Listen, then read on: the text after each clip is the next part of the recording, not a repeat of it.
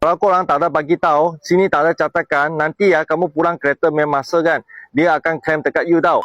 Sawadikap untuk kawan-kawan sesiapa nak datang Phuket kan, holiday tengok video ini kerana Guri nak tunjuk ajarkan, nak bagi korang kan tips datang sini kan lebih jimat dan selesa. Pertama korang kalau datang sini kan nak gunakan apa public transport, kamu boleh gunakan Grab. Okey, atau sini biasa Thailand punya orang kan biasa gunakan satu app panggil Bo. Dia lebih murah daripada Grab. So korang kan boleh pilih Bo. Okey, tapi Guli datang sini Guli pilih sewa kereta kerana dia sini kan kalau sewa kereta kan biasa satu hari kan lebih kurang RM90 saja. So lebih selesa untuk saya kerana saya nak pergi banyak tempat kan. Di sini sangat panas. Itu sebab saya takut kalau saya pakai motor, pakai public transport panas nak tunggu mah. Kalau untuk kawan-kawan nak sewa kereta kan, sini ada satu tips sangat penting untuk bagi korang tahu. Kerana sini banyak company bagi rental kereta lah. Tapi saya nak nasihatkan korang pilihkan ini brand Thai Rent. Kerana ini adalah company yang besar. Ada banyak kecil-kecil murah sikit lah, tak banyak beza, murah sikit. I takut kalau datang sini kan kita orang luar negara mah, nanti korang kena scam tau. Kalau korang sewa kereta nak perhatikan apa?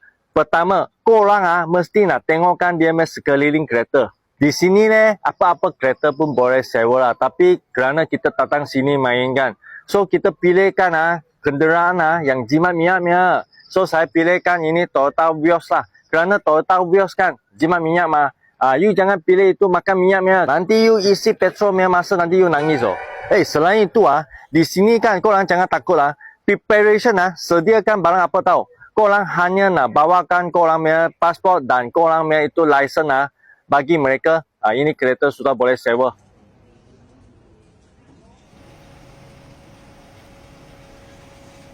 So selepas saya tengok sekeliling kereta sini ada sikit minor punya accident dan sini ada sikit cara lah. Saya cakap dengan korang kalau korang ada cekkan kereta ada apa-apa saja sebelum pandu kereta korang mesti mau cakap tau. Macam ini semua.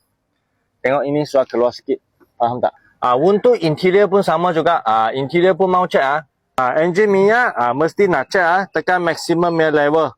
Dan itu air pun nak cek tengok dia cukup air tak. Kalau bukan nanti dia bakar engine dia kira dekat you. Ini adalah agreement. Okey, mereka. Okey, so yang tempat-tempat yang ada masalah tengok saya ada bagi mereka tahu. Tengok. Korang mesti mau bagi tahu tau. Saya takut kalau korang tak ada bagi tahu, sini tak ada catakan, nanti kamu pulang kereta main masa kan, dia akan claim dekat you tau. Selain itu semasa you angkat kereta kan, dia mesti full tank. Nanti you pulang kereta bagi mereka kan, mereka pun mau full tank. Di sini mereka main kereta adalah isi RON 91 dan RON 95 lah. So korang guna dia minimum RON 91. Kalau bukan mahal tau. Di sini bukan Malaysia. Tak ada subsidi ni tau. So korang jangan guna RON 95 lah. Korang gunakan RON 91. Murah mah. Selain itu tambahan satu. Ini tips sangat penting. Korang jangan lupa bawa ini. Handphone holder. Kerana you tahu lah kita datang sini kan, kita tak kenali sini tempat, kita mesti gunakan Waze atau GPS betul tak? So kita mesti gunakan handphone So guna ini pegangkan kita punya handphone. Ada satu saya cakap dengan korang ini sangat penting tau. Di sini kan banyak polis dia akan buka blok. Biasa dia akan blok kita foreigner. Tapi korang jangan risau, dalam Thailand punya law kan, kita Malaysia punya itu license kan boleh guna dekat sini. So korang jangan risau. Kalau mereka cakap you foreigner nak angkat international license kan apa kan dia mau makan duit saja, korang tak perlu peduli mereka. Kamu cakap dengan dia Malaysia license boleh guna dekat Thailand. Faham? So kalau korang kan nak tahu lebih details, korang boleh PM saya lah. Saya boleh bagi korang kan, saya datang sini list, korang boleh buat satu cadangan lah. Okay? So jangan lupa follow saya, like dengan share.